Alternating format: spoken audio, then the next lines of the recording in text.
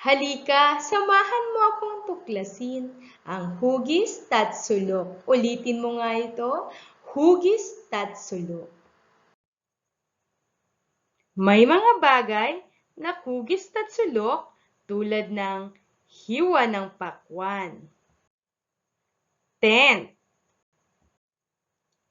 sombrero, apa,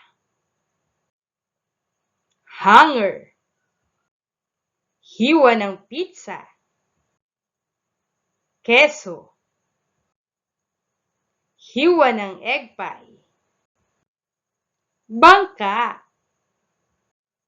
bundok. Ang lahat ng bagay na ito ay hugis at sulok. Pagmasdan nga ang iyong paligid, ano pa kaya ang mga bagay na hugis at sulok? Ang hugis at sulok ay may isa, dalawa, tatlo. Tatlong sulok. Pahilis, pahilis, pahiga. Ikahon ang mga bagay na hugis at sulok.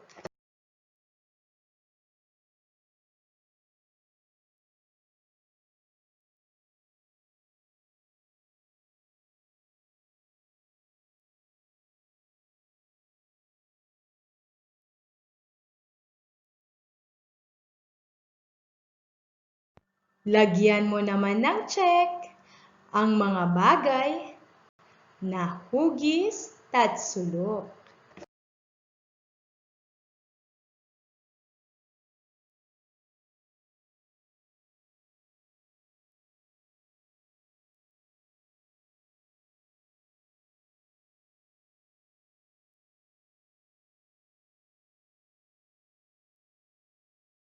Gumuhit sa inyong kwaderno ng 5 mga bagay na hugis at sulok at pagkatapos kulayan din ito.